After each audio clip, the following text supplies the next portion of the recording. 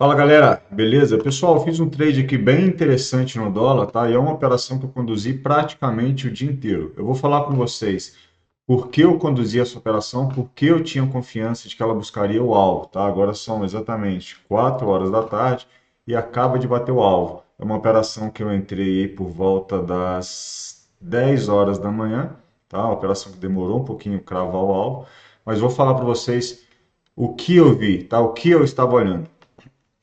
Se a gente observa que o dólar, ele vinha respeitando muito bem essa região aqui, ó, de LTB, tá? Essa LTB no qual projetei esse topo com esse topo. O mercado segurou aqui nessa região, segurou aqui também, tá?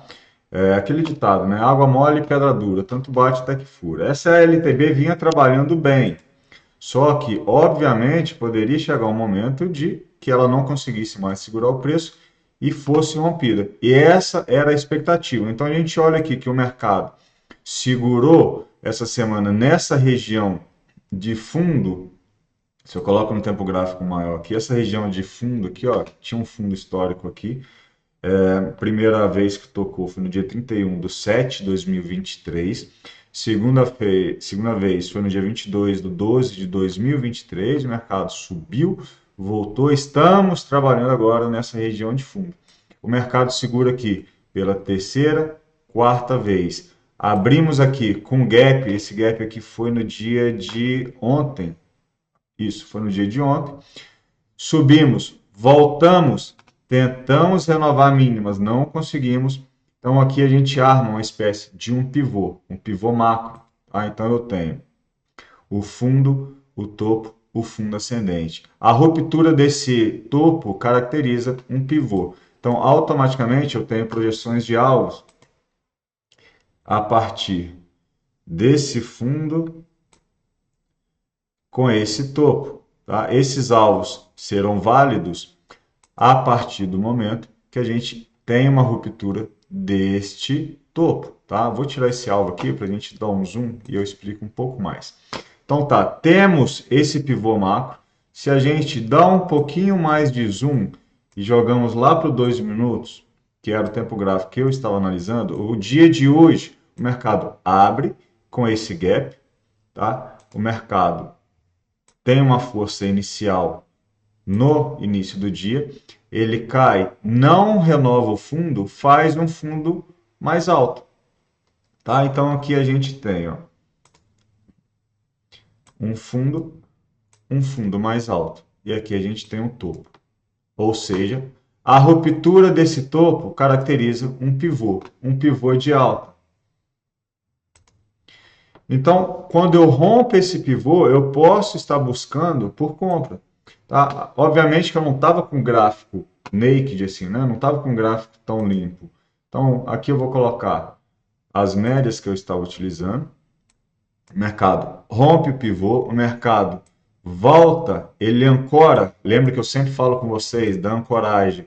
É sempre interessante de que a gente tenha o alinhamento das médias da 9, 20, 50, VWAP e as 200 ancorando, né? Tendo assim caminho livre.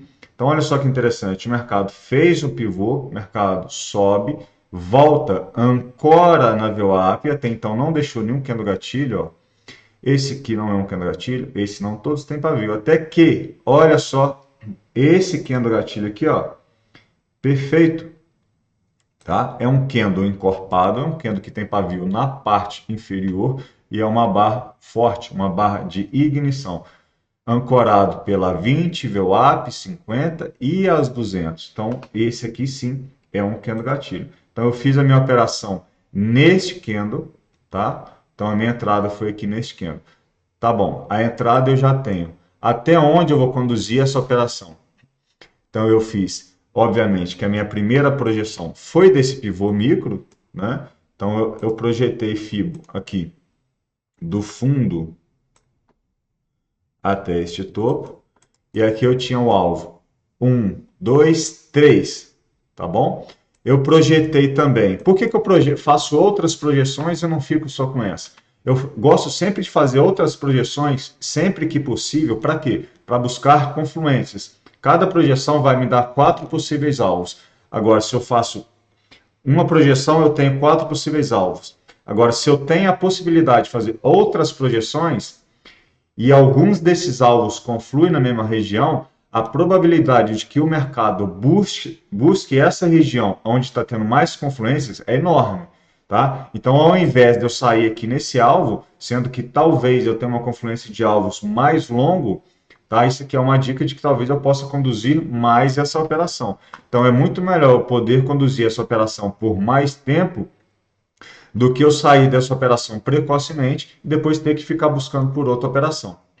Tá? Então, essa aqui, eu fiz essa projeção desse de pivô. Eu projetei também o espelhamento, ou seja, eu projetei a partir deste fundo para a esquerda, tá? E aqui eu tinha, ó, os meus alvos. Agora, aqui entra o segredo, tá? Olha que interessante.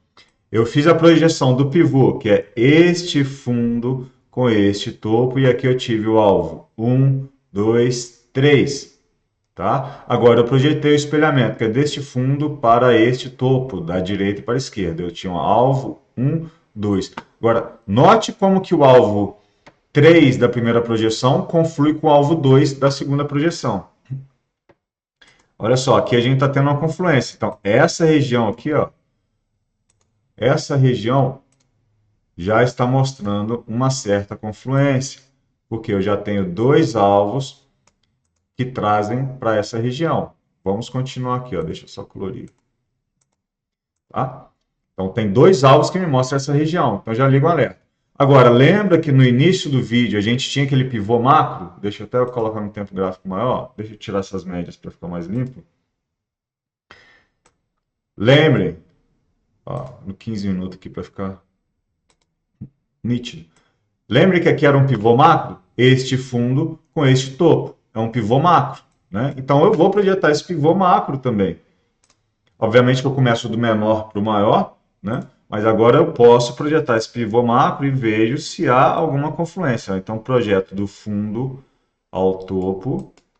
Olha que interessante. O primeiro alvo desse pivô macro conflui na mesma região que os outros alvos das outras projeções. Então a gente vai, ó, diminui aqui, olha como tem um emaranhado de alvos aqui, ó. Os primeiros alvos ficam meio distantes, né? Mas olha só, essa região aqui, ó, como três projeções diferentes trazem um dos alvos na mesma região, ó. Então eu projetei de três formas diferentes: o pivô micro, o espelhamento micro e o pivô macro. Todos eles me trouxeram algum alvo nessa região. Se eu tenho uma confluência tão grande nessa região, os alvos que estão no meio do caminho eu vou ignorar. Eu não vou fazer parcial, eu não vou sair da operação, eu vou conduzir a operação cheio até ali. Ou seja, a minha possibilidade de fazer um lucro alto é muito maior, porque eu não vou ficar diluindo o meu lucro no meio do caminho fazendo parcial.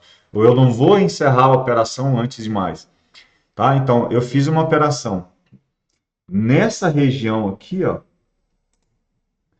Tá? Eu fiz o meu trade aqui e conduzi a operação toda até esse alvo aqui, ó, sem parcial, tá? Eu não saí antes, eu não fiz parcial antes, eu conduzi a operação até aqui. Por quê? Por causa de todas essas confluências. A probabilidade estava ao meu favor. Beleza, galera? Eu tenho um vídeo aqui falando sobre a projeção, um fio, sobre retração.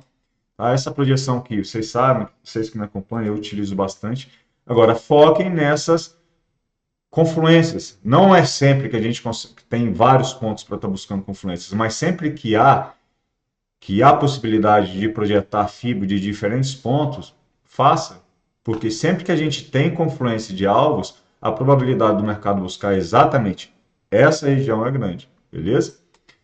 Então é isso aí. Esse foi meu trade do dia. Uma operação um pouquinho longa, né? Eu entrei 10 horas da manhã e saí quase 4 horas, mas foi um lucro excelente, uma operação bem gratificante e totalmente técnica. Beleza, galera? Espero que vocês tenham gostado. Até mais.